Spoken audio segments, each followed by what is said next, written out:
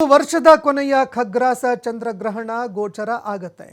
ಗ್ರಹಣದ ಹಿನ್ನೆಲೆಯಲ್ಲಿ ಹಲವಾರು ದೇವಸ್ಥಾನಗಳು ಕಂಪ್ಲೀಟ್ ಆಗಿ ಬಂದ್ ಆಗಿದೆ. ಬಾಗಲಕೋಟೆಯ ಲೋಕನಾಥ ದೇಗುಲ ಬಂದ್ ಆಗಿದೆ. ಇವತ್ತು ಐತಿಹಾಸಿಕ ಲೋಕನಾಥನ ದೇಗುಲದಲ್ಲಿ ಪೂಜೆ ಪುನಸ್ಕಾರ ಅರ್ಚನೆ ಮಾಡಲಾಗ್ತಾ ಇದೆ. ಚಂದ್ರಗ್ರಹಣ ನಿಮಿತ್ತ ಪೂಜಾರಿಗಳು ವಿಶೇಷ ಪೂಜೆ ಸಲ್ಲಿಕೆ ಮಾಡ್ತಾ ಇದ್ದಾರೆ. ದೇಗುಲದಲ್ಲಿ ಪಂಚಾಮೃತ ಅಭಿಷೇಕ, ಮಹಾಮಂಗಳಾರತಿ, ರಾತ್ರಿ 2 ಗಂಟೆವರೆಗೆ ದೇವಸ್ಥಾನದಲ್ಲಿ ಅರ್ಚಕರು ಇವತ್ತು ಇರಲಿದ್ದಾರೆ. ಜೊತೆಗೆ ಜಪ ತಪಗಳು ಕೂಡ ನಡೆಯುತ್ತೆ. ಉಪವಾಸ ಕೂಡ ಮಾಡ್ತಾ ಇದ್ದಾರೆ ಅನೇಕರು. ನಾಳೆ ಬೆಳಗ್ಗೆ 5 ಗಂಟೆಗೆ ಲೋಕನಾಥನ ದೇಗುಲ ಓಪನ್ ಆಗುತ್ತೆ.